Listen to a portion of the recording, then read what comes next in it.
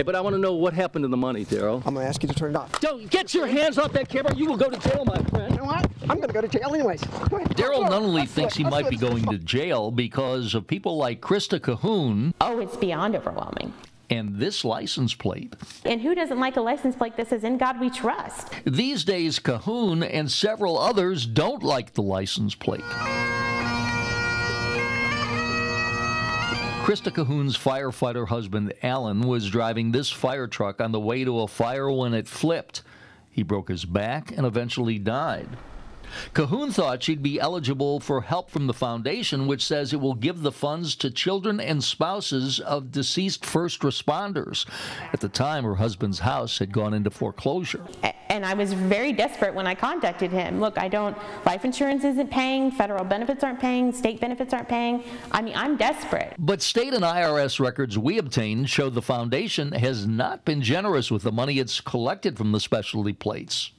Since it began operating, the In God We Trust Foundation has collected more than $448,000. However, its most recent filing with the IRS showed it had distributed less than $10,000 to first responders. It also, at one point, even lost its tax-exempt status because it failed to file the proper paperwork with the IRS. That's why we wanted to get answers from Foundation head Daryl Nunnally. Hey, Daryl. Mike Deason. Good. 10 News Investigators. Great. How you doing? Great. Turn that off. I want to talk to you about. We've already had this conversation. I know, but I want to know where the money went. Okay, I will be glad to disclose that. When that goes off, we'll make an appointment. You're trespassing on property right now. Okay, but I want to know what happened to the money, Daryl. I'm going to ask you to turn it off. Don't get your hands off that camera. You will go to jail, my friend. You know what? I'm going to go to jail anyways. Go ahead. Go. Let's do it. Let's do it. This will be fun. This will be.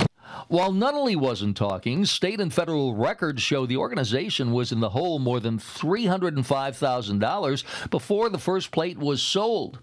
Nunnally has been reimbursing himself for the money he spent getting the controversial plate approved by the legislature. He also paid the vice president of the organization, who's listed as spending no time at the agency, $16,000 this past year and several thousand in other years. That's more than the agency has given out. And that could explain why Nunnally sent Krista Cahoon this email turning her down when she applied for help. Your biggest hurdle is age. Very few charities are designed to help healthy, young, intelligent widows. I mean, I'm desperate. I need some assistance here. And I get told no.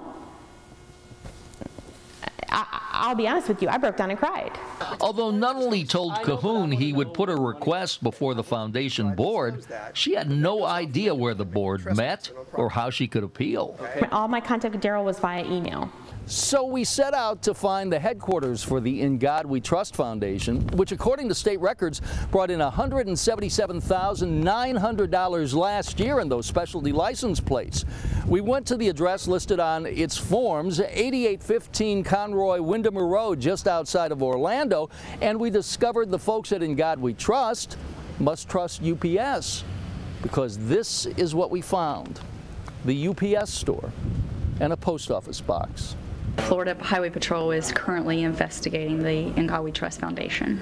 Highway safety spokesperson Courtney Heidelberg says that's all the state can say about the criminal investigation of Nunnally and his wife Michelle, who's also an officer of the organization. Court records show they have a foreclosure pending, and he had a suggestion of bankruptcy for his real estate company, the Nunnally Group. For now, the state has frozen all the funds that are coming in for the license plates, but Krista Cahoon says the Division of Highway Safety and Motor Vehicles has to share some of the blame. I think we need to hold the state of Florida accountable a lot more than what we're doing, because it's the state of Florida's fault that this guy is allowed to operate.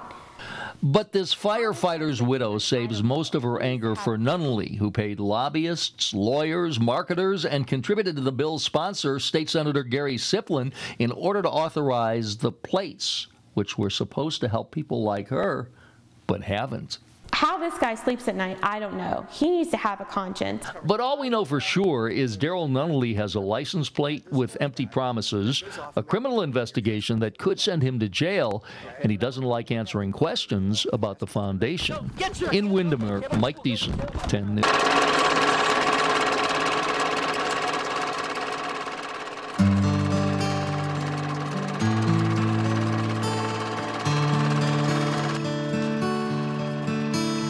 was the first girl I ever loved. I still remember her perfume. That scent was heaven sent, and it meant happiness would fill the room. Her love was unconditional. She had the sweetest kiss. My empty heart is hurting 'cause I miss my mom. She was a beacon in my life. My mom, warm as a summer August night. She was always in my corner, no matter what went on. But the good Lord called her home, and now she's gone.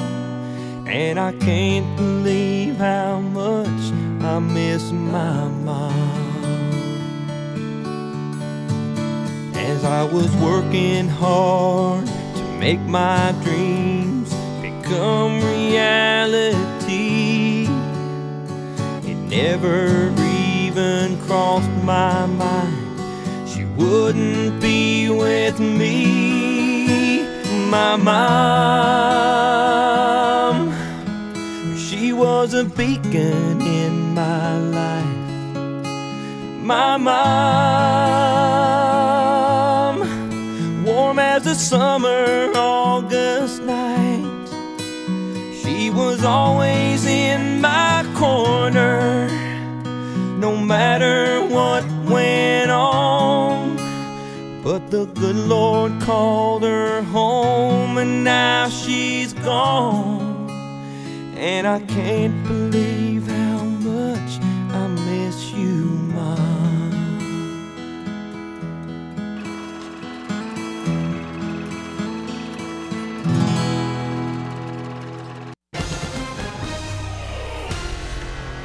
Breaking news right now, allegations of homosexual affairs, one man trying to kiss another. 10 News investigator Mike Deason joins us now with documents detailing many incriminating statements about former Governor Charlie Crist. Mike?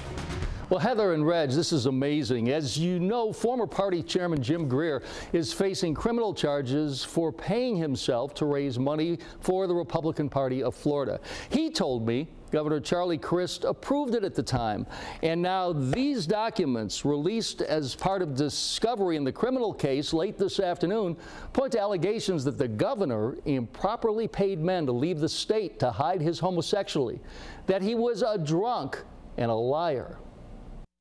The allegations come from Damon Chase, who's Jim Greer's attorney. Chase told John Morgan of Morgan & Morgan, where Charlie Crist works, that if he had to depose the former governor, Crist would be embarrassed by the following issues. 1. Charlie Crist was a homosexual and had homosexual relationships with at least 2 men who were paid to leave the state to avoid embarrassing then-Governor Crist. 2. Crist attempted to kiss Greer at a hotel in Beverly Hills, California. 3. Governor Crist had drunken escapades and his security detail had a cover for him. And 4. Crist attempted to run over people while he was intoxicated and operating a golf cart. Morgan said even if Crist was a homosexual, it had nothing to do with the case, and the allegations were just an attempt to embarrass Crist. In addition, Morgan said if the former governor were a homosexual, he'd have to be a sick SOB to try to kiss Porky the Pig, which was his reference to Greer. Morgan also said the allegations were similar to asking when was the last time he had sexual intercourse, although he used a cruder term, with your neighbor's sheep. Chase responded, Crist is a liar and trying to make Greer the fall guy. Now, I called Charlie Crist's cell phone and sent him a text this afternoon to get a response. I've not heard back yet, but this just broke late this afternoon. Greer is supposed to go to trial July 30th, but many believe the Republican Party doesn't want it to happen because there could be many more embarrassing allegations, mostly about lying and excessive spending by party leaders. Answer the question, please. Do you want some lemon swabs? Yes or no? Yes. You do? Yes. You want some lemon swabs? You're hoping for everything. And I'm just going to do some massage, okay? FINR has helped us make that hope come true. Barry Bicknell is talking about the progress his 21-year-old brain injury son Casey is making at the Florida Institute for Neurologic Rehabilitation, called FINR. But some say there's an ugly side to the organization. I want you to see what's coming. These caretakers at FINR are facing criminal charges for repeatedly abusing this brain-injured patient they were supposed to be watching. And it's far from the only controversial incident at FINR. I'm furious. I don't know how this amount of abuse could go overlooked. Everything they told me had been a lie. All of those people deserve better, and it needs to close. Heather Hicks' father, Reginald, came to FINR after suffering a brain injury in a car accident. He was on a feeding tube and was restricted to a liquid diet, but a FINR employee took him to the cafeteria where he was given solid food that he aspirated into his lung and died. So I drove there, and when I got there, he was...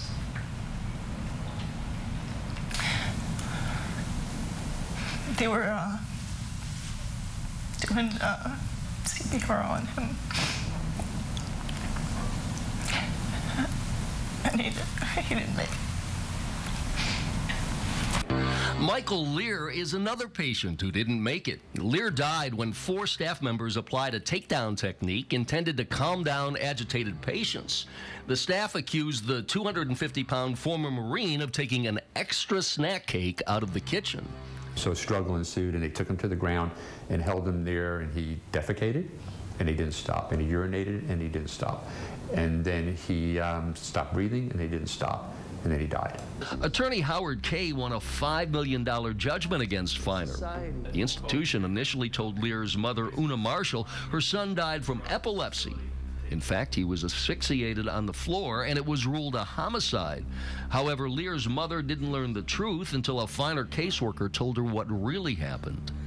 It's just hard to believe something like that happened to your child at a place like that where they were supposed to be taking care of him. FINR, which charges up to $1,850 a day to take care of patients, has been under fire for years. This 2008 report says it found violations of numerous human rights policies. Every one of us was in terror 24/7. Janet Clark, who spent more than a year in FINR, says the takedowns often injured people, including her, and violence like the caretakers exhibited was commonplace.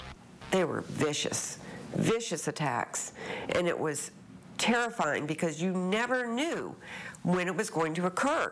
Since we began working on this story, Allstate Insurance has filed this lawsuit saying FINR patients have been beaten, bruised, and abused. The Department of Children and Families has received more than 500 complaints about FINR. I believe it's a land grab, and eventually they want to put me out of business and simply, buy the land out of the bankruptcy. FINR owner Joseph Brennick is adamant that the problems are coming to light because of a mining company that owns property surrounding the facility. Brennick says his land sits on $2 billion worth of phosphate. Regardless of what the phosphate company is doing, are as adamant in their belief that either they or their loved ones were mistreated here. Maybe some of them, their experiences weren't that enjoyable for them. They've moved on and they've gone to other places. And well, but some of them ended up dying. Their family members ended up dying. Yeah, I can't get into any particular case. And while clearly there are patients and families that are thrilled with the treatment they've received at FINR, critics say that doesn't make up for the allegations by dissatisfied families and patients, as well as the Washington, D.C. report alleging human rights violations and the Allstate Insurance federal suit alleging a pattern of abuse and violence at FINR. I want for this not to happen to anyone else's father. But unless the state steps in, FINR will not only help clients, but also have the potential to injure some of the most vulnerable people who desperately need care. Mike Deason, 10 News.